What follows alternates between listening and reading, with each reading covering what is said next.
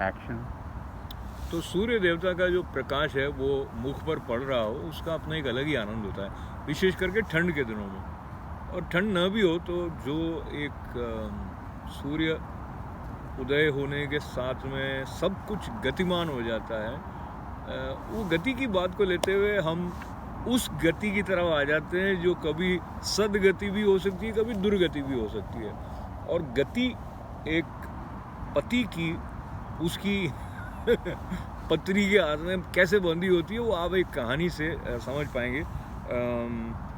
कहानी को आगे जब पहुंच जाएंगे तो कुछ और बातें निकलेंगी, इसलिए आप अंत तक साथ रहेंगे तो इस कहानी का जो कोश यानी जो इसके अंदर छुपा हुआ ख़जाना है वो आप ले पाएंगे। कहानी शुरू करते हैं। पड़ोस में रहते थे एक पंडित जी, और जिस घर से ये कहानी शुरू हो रही है वो एक व्यापारी का घर था, और वो वाला व्यापारी था जिसको पैसे से बहुत ही प्रेम था। कुछ लोगों को थोड़ा कम भी होता, इसको बहुत अधिक था। और उसको किसी जगह पर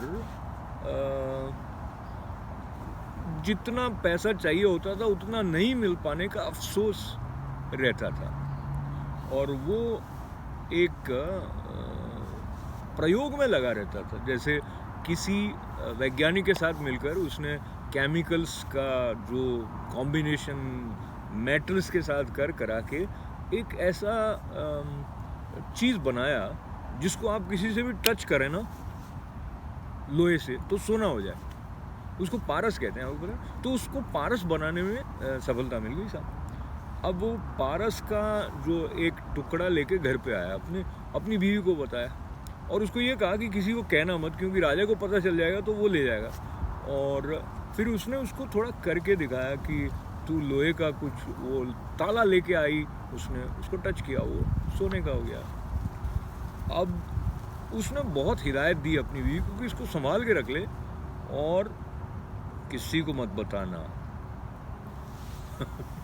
समझ गए ना आप? तो होता क्या है कि अक्सर जो कहावतें होती हैं उस कहानियों तक तो फिट बैठती हैं। अब आधुनिक नारी कहे कि नहीं भाई मैं तो मेरे पति से ज़्यादा बातें पचा सकती हूँ, तो वो बात हम नहीं करें। हम जिस समय की बात करें, जिस पीरियड की बात करें, उसमें ऐसा था कि सामान्य तरह की महिला थी और उसने बहुत हिदायत दी और उसने कहा हाँ मैं तो किसी को नहीं बताने वाली हूँ। लेकिन हुआ क्या कि वो बाहर अपने खुश खड़ी थी घर के बाहर, तो पड़ोसन जो कि पंडित जी से हमने बताया उनकी वाइफ पास में आई, तो उसने कहा कि बहुत तू दुखी दिख रही है, क्या बात है? इसने कहा कि वो क्या है कि बहुत ध्यान में तो लगे रहते हैं, लेकिन कुछ अर्थ उपार्जन जो पैसा है वो बहुत ही कम आता है। तो हम लोगों के यहाँ घर का जो खाना है वो 2 दिन से ठीक से बना भी नहीं, ऐसा है। तो दोनों की सहेली मित्रता थी, लेकिन दोनों के आर्थिक स्तर में बहुत अंतर था।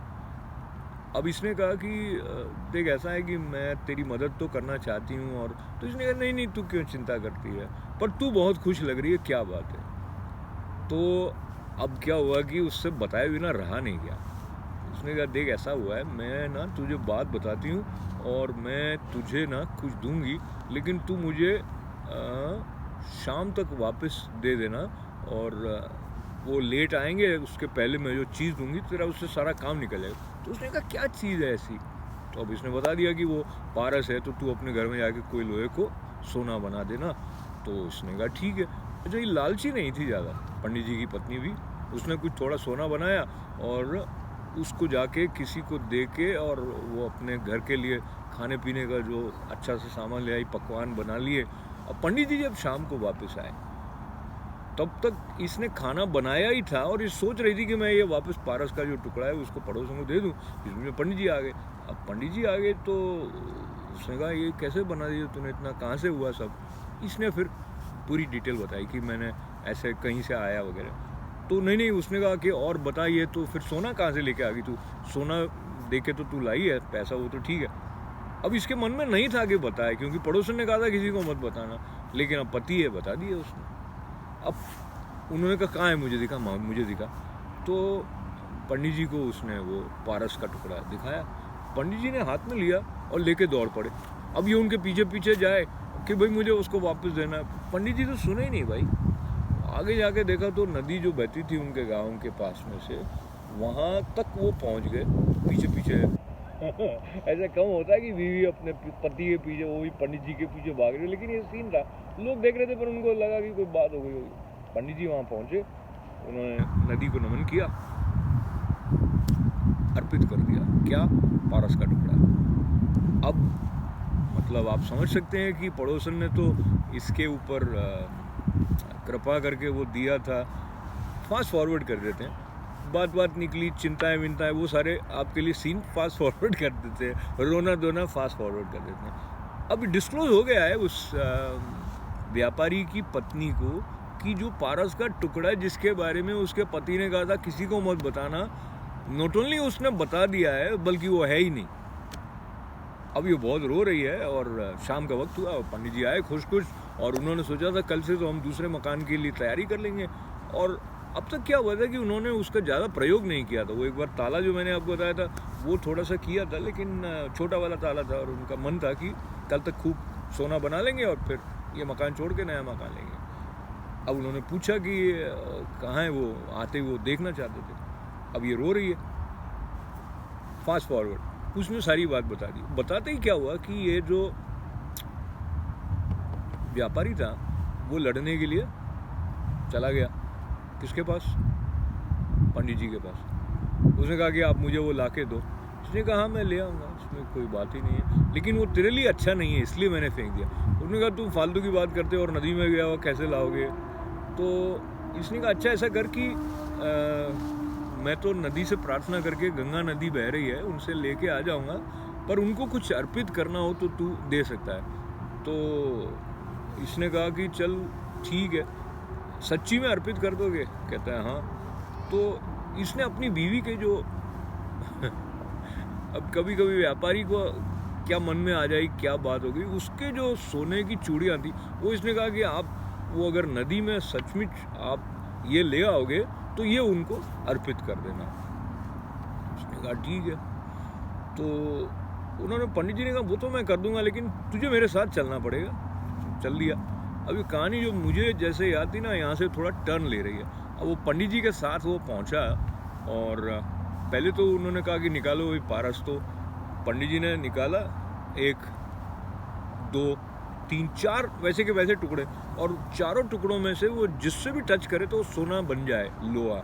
उसने कहा कि तेरी जो है वो रख ले और बाकी की मैं लौटा दूंगा। तो अब पहचान की तेरी कौन सी है, वो तो व्यापारी के लिए मुश्किल हो रहा था, वो पहचान नहीं पा रहा था। तो फिर ये दोनों ही थे। उन्होंने कहा कि अच्छा आप ये जो अगर तू नहीं पहचान सकेगा तो मैं वापस दे दूंगा, उनकी तो मैं नहीं रख सकता हूँ ना।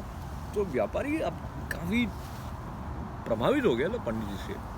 उसने कहा अच्छा ये सोने की अंगूठियाँ हैं वो आप, उन्होंने कहा कि भाई माँ को प्रार्थना करी कि आप ये देना चाहता है आप ग्रहण करो। तो अंदर से 2 हाथ निकले, नदी में से 2 हाथ निकले। उन्होंने वो चूड़ियाँ जो थी ना सोने की वो ली और हाथ अंदर चले गए। तो व्यापारी ने कहा कि अब तो क्या हुआ कि उसका जो मन था वो जितना पैसे की तरफ था उससे जाके कोई एक रहस्य की तरफ ज़्यादा चल पड़ा था। तो उसने सोचा ये पंडित जी में कुछ तो बात है, अगर मैं इनके साथ ही लगा रहा तो मेरा तो काम निकल जाएगा और मैं भी सीख लूँगा कि कैसे पारस नदी में से निकाला जा सकता है। तो इतने साल लगा के मैंने जो बनाया था ये तो 1 सेकंड में निकाल लेता है।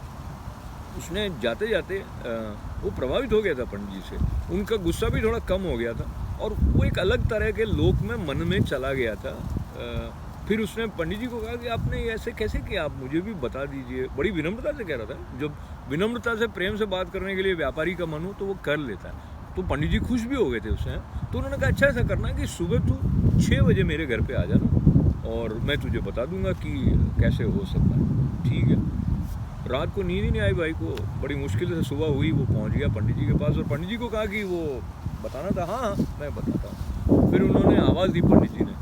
पंडित जी अब बताया था मैंने उनके घर में कुछ सामान वगैरह ज़्यादा था नहीं, लेकिन उन्होंने अपनी बीवी को आवाज़ देके कहा कि अरे वो जो घी का घड़ा भरा हुआ है ना वो लेके आ जाना। लेके आ गई।